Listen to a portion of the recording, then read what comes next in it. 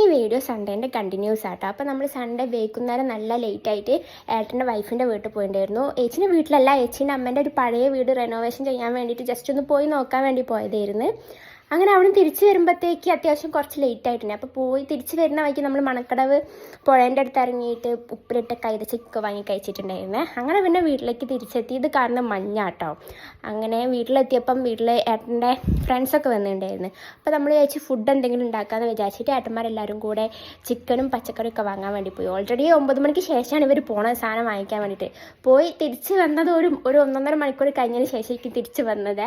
അങ്ങനെ ഇവരെന്നെ എല്ലാവരും ചേർന്ന് ചിക്കനൊക്കെ കഴുകി പച്ചക്കറിയൊക്കെ അരിഞ്ഞ് അങ്ങനെ ഫുഡ് ഉണ്ടാക്കാൻ തുടങ്ങി. കറി മാത്രമേ ഉള്ളൂ, ഫുഡ് ബാക്കിയൊക്കെ നമ്മൾ പുറത്തുനിന്ന് വാങ്ങിച്ചിട്ടുണ്ടായിരുന്നു. ചപ്പാത്തി പൊറാട്ടയൊക്കെ പുറത്തുനിന്ന് വാങ്ങിച്ചിട്ടുണ്ടായിരുന്നു. അപ്പോൾ കറിയൊക്കെ ഉണ്ടാക്കി കഴിഞ്ഞ് കഴിക്കാൻ തുടങ്ങുമ്പോഴത്തേക്ക് ഞാൻ ഉറങ്ങിപ്പോയിട്ടുണ്ടായിരുന്നു. എനിക്ക് ഫുഡ് കഴിക്കാൻ പറ്റിയില്ല. അങ്ങനെ ഏട്ടന്മാരും ചേച്ചിമാരെല്ലാവരും കൂടി ചേർന്ന് ഫുഡൊക്കെ കഴിച്ച്